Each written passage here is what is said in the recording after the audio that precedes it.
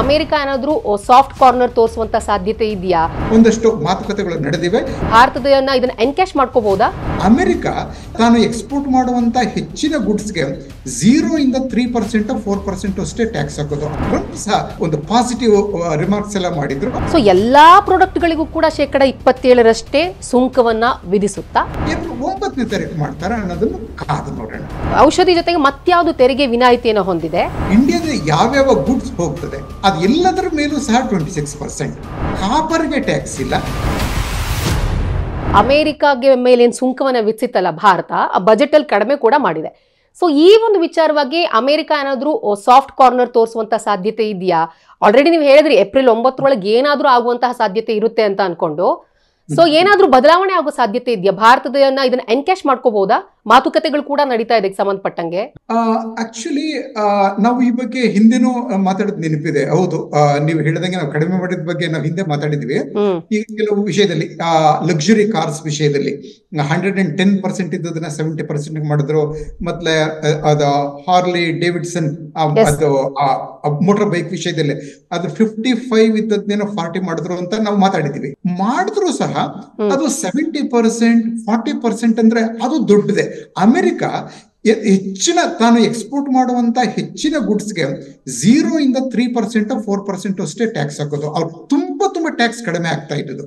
ಹಾಗೆ ನಾವಷ್ಟೇ ಅಲ್ಲ, ನಾವು ಸೇರಿ ಎಲ್ಲರೂ ಸಹ 70% 80%, ವಿಯೆಟ್ನಾಂ 90% ಅಂತೆ. ಆಯ್ತಾ? ಇವರೆಲ್ಲ ಟ್ಯಾಕ್ಸ್ ಹಾಕುವಾಗ ಅದು ಅಮೆರಿಕಾಗೆ ದೊಡ್ಡದು ಅನ್ನೋದು ಅನ್ಸೋದೇ ಸಹಜ. ಹೀಗಾಗಿ ನಾವು ಕಡಿಮೆ ಮಾಡಿದ್ರು ಸಹ ಅಮೆರಿಕ ನಮ್ಮ ಗುಡ್ಸ್ ಮೇಲೆ ಹಾಕ್ತಿದ್ದಂತ ಟ್ಯಾಕ್ಸ್ ಹೋಲಿಸಿದ್ರೆ ಇದು ಭಾರಿ ಆದದ್ದೆ.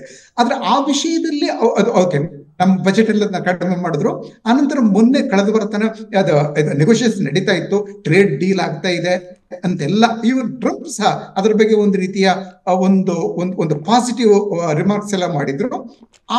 ಅದು ನೀವು ಹೇಳಿದ ರೀತಿ ಬಹುಶಃ ಅದರಲ್ಲಿ ಏನೋ ಅದಷ್ಟೇ ಅಲ್ಲ, ಇಂಡಿಯಾ ಒಂದೇ ಅಲ್ಲ, ಎಲ್ಲಾ ದೇಶಗಳು ನಾವು ಯಾರ್ಯಾರು ಅಫೆಕ್ಟ್ ಆಗ್ತೀವಿ ಅನ್ಕೋತಿದ್ರು ಎಲ್ಲಾ ದೇಶಗಳು ಮಾತುಕತೆ ಆಡ್ತಾ ಇದ್ದದ್ರಿಂದ ಇದನ್ನ 50% ಅದ್ರ ಅವ್ರ ಕ್ಯಾಲ್ಕುಲೇಷನ್ ಅಂತ ನಮ್ಗೆ ಇನ್ನೂ ಗೊತ್ತಿಲ್ಲ. ಅದ್ರಲ್ಲಿ ಕ್ಯಾಲ್ಕುಲೇಟ್ ಮಾಡ್ಕೊಂಡದ್ರಲ್ಲಿ ಆ ಕ್ಯಾಲ್ಕುಲೇಷನ್ ಎಷ್ಟು ತಪ್ಪಿದೆ ಅಂತ ಅಮೆರಿಕನ್ಸ್ ಹೇಳ್ತಾ ಇದ್ದಾರೆ. ಹೀಗಾಗಿ ಅದರಲ್ಲಿ ಅವ್ರು 50% ಮಾಡ್ತಾ ಇರೋದ್ರಿಂದ ಬಹುಶಃ ಏನಾಗಿದೆ, ಒಂದಷ್ಟು ಆ ತೆರೆಯ ಹಿಂದೆ ನಮಗ್ ಗೊತ್ತಾಗದೆ ಇದ್ದಂಗೆ ಒಂದಷ್ಟು ಮಾತುಕತೆಗಳು ನಡೆದಿವೆ. ಈ ಕಡೆಯಿಂದ ಸ್ವಲ್ಪ ಒಂಚೂರು ಒಂದ್ ರೀತಿ ಅಮೆರಿಕ ಸ್ವಲ್ಪ ಈ ಕಡೆ ಬಂದ್ರೆ ನಾವು ಸ್ವಲ್ಪ ದೂರ ಆ ಕಡೆ ಹೋಗ್ಬೇಕು. We have to meet half way ಅನ್ನೋ ಒಂದು ಸ್ಥಿತಿ ಉಂಟಾಗಿರ್ಬೋದು ಅಂತ ನನಗನ್ಸುತ್ತೆ. ಆದ್ರೂ ಸಹ ಟ್ರಂಪ್ ಮೊನ್ನೆ ಮಾತಾಡಿದ್ರಲ್ಲ ರೋಸ್ ಗಾರ್ಡನ್ ಅಲ್ವಾ ಅದು, ಅಲ್ಲಿ ಅವ್ರು ಒಂದು ಮಾತು ಹೇಳಿದ್ರು. ಇಂಡಿಯನ್ ಮೀಡಿಯಾ ಒಂದೇ ಒಂದು ಮಾತು ಹೇಳ್ತಾ ಇದೆ, ಇಂಡಿಯಾ ಬಗ್ಗೆ ವೆರಿ ಟಫ್ ಅಂತಂದ್ರು ಅಂತ.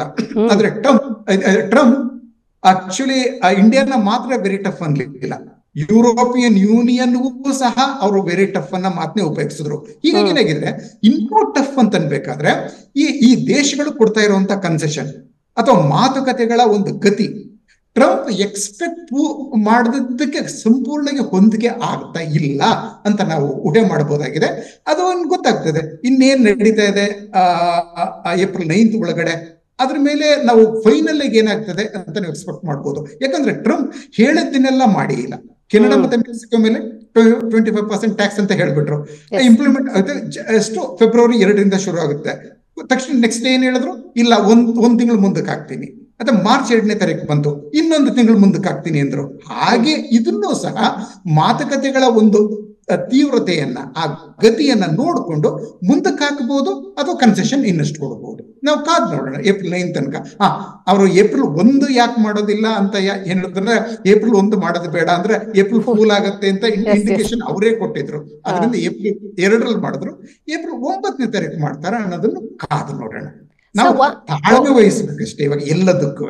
ಎಸ್ ಖಂಡಿತ ಸರ್. ಇನ್ನೊಂದು ಬೇಸಿಕ್ ಕ್ವೆಶ್ಚನ್ ಇದು, ಆಲ್ಮೋಸ್ಟ್ ಎಲ್ಲ ಕಡೆ ಇವಾಗ ಜನರಿಗೂ ಗೊತ್ತಾಗಿದೆ, ಬಟ್ ಜನರಿಗೆ ಇನ್ನೂ ಜನಸಾಮಾನ್ಯರಿಗೆ ತಿಳಿಯೋ ಹಾಗೆ, ಇವಾಗ 27% ಸುಂಕ ಏನು ವಿಧಿಸಿದಾರಲ್ಲ ಅಮೆರಿಕಾಗೆ, ಭಾರತ ಒಂದಿಷ್ಟು ಪ್ರಾಡಕ್ಟ್ಸ್ಗಳನ್ನು ನಾವು ನೋಡಿದಾಗೆ 1000ಕ್ಕೂ ಹೆಚ್ಚು ಒಂದು ಪ್ರಾಡಕ್ಟ್ಸ್ಗಳನ್ನು ರಫ್ತು ಮಾಡುತ್ತೆ.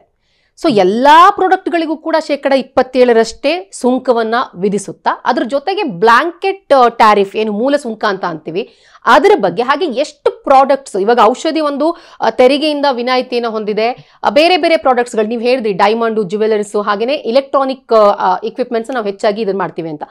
ಜನಸಾಮಾನ್ಯರು ತಿಳಿಯೋ ಹಾಗೆ ಹೇಳೋದಿದ್ರೆ ಎಷ್ಟು ಉತ್ಪನ್ನಗಳಿಗೆ 27% ಸುಂಕವನ್ನ ವಿಧಿಸಲಾಗುತ್ತೆ, ಅದರ ಜೊತೆಗೆ ಹಾಗೇನೆ ಔಷಧಿ ಜೊತೆಗೆ ಮತ್ಯಾವುದು ತೆರಿಗೆ ವಿನಾಯಿತಿಯನ್ನು ಹೊಂದಿದೆ, ಮತ್ತೆ ಆಟೋಮೊಬೈಲ್ಸ್ ಗಳಿಗೆ 25% ಏನು ಸುಂಕವನ್ನ ವಿಧಿಸಲಾಗಿದೆ, ಇದೆಲ್ಲದರ ಬಗ್ಗೆ ಒಂದು ಸಂಕ್ಷಿಪ್ತವಾಗಿ ಹೇಳೋದಿದ್ರೆ ಸರ್.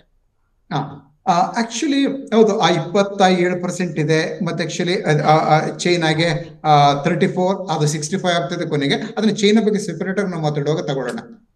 ಇದೆಲ್ಲವೂ ಅಂದ್ರೆ ಜನರಲ್ ಒಂದು ಪಿಕ್ಚರ್ ನಮ್ಗೆ ಏನ್ ಸಿಕ್ಕಿದೆ ಅಂತ ಹೇಳಿದ್ರೆ, ಇಂಡಿಯಾದ ಬಗ್ಗೆ ನಾವು ಸ್ಪೆಸಿಫಿಕ್ ಆಗಿ ಹೇಳ್ಬೇಕು ಅಂತ ಹೇಳಿದ್ರೆ, ಇಂಡಿಯಾದ ಯಾವ್ಯಾವ ಗುಡ್ಸ್ ಹೋಗ್ತದೆ, ಯಾವ್ಯಾವ ವಸ್ತು ಹೋಗ್ತದೆ, ಅದೆಲ್ಲದರ ಮೇಲೂ ಸಹ 26%, ಅಂದ್ರೆ 26% ಇಂದನೇ ಶುರು ಆಗೋದು ಟ್ಯಾಕ್ಸ್. ಆಕ್ಚುಲಿ ಅದು ಅಷ್ಟ ಆಗ್ತದೆ ಅನ್ನೋ ಒಂದು ಅಂಡರ್ಸ್ಟ್ಯಾಂಡಿಂಗ್ ನಮಗೆ ಸಿಕ್ಕಿರೋದು ಇವಾಗ.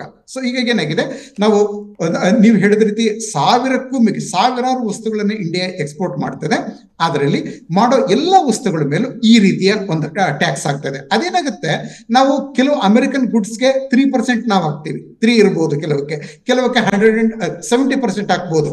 ಹಾಗೇನಾಗಿದೆ, ಆದ್ರೆ ಅಮೆರಿಕ ಏನ್ ಮಾಡುತ್ತೆ, ಎಲ್ಲಾ ಗುಡ್ಸ್ ಮೇಲೂ ಈಕ್ವಲ್ ಆಗಿ 27% ಆಗ್ತದೆ ಟ್ಯಾಕ್ಸ್ ಅನ್ನೋದು ಈಗ ನಮ್ಗೆ ಸಿಕ್ಕಿರುವಂತ ಒಂದು ಜನರಲ್ ಅಂಡರ್ಸ್ಟ್ಯಾಂಡಿಂಗ್.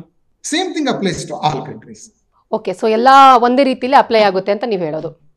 ನೀವು ಒಂದು ಮಾತು ಹೇಳಿದ್ರಿ, ಅದನ್ನ ಎಂತದ್ದು ಗುಡ್ಸ್ ಯಾವ್ಯಾವ ಟ್ಯಾಕ್ಸ್, ಅದು ಓಕೆ, ಫಾರ್ಮಾಸ್ಯೂಟಿಕಲ್ ಪ್ರಾಡಕ್ಟ್ಸ್ ಇದೆಯಲ್ಲ ಅದಕ್ಕೆ ಟ್ಯಾಕ್ಸ್ ಇಲ್ಲ, ಕಾಪರ್ಗೆ ಟ್ಯಾಕ್ಸ್ ಇಲ್ಲ, ಆಯ್ತಾ.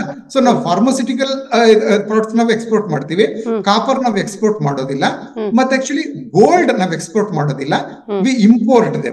ಅದು ಯಾವ ರೀತಿ ಇಂಪೋರ್ಟ್ ಮಾಡ್ಕೋತೀವಿ, ಎಷ್ಟು ಅಗತ್ಯ ಇದೆ ಅಂತ ಹೇಳಿದ್ರೆ, ಮೊನ್ನೆ ಗೊತ್ತಾಯ್ತು ಕನ್ನಡದ ಒಬ್ಬ ಚಿತ್ರನಟಿ ಯಾವ ರೀತಿ ಗೋಲ್ಡ್ ತರ್ತಾ ಇದ್ರು ಅಂತ.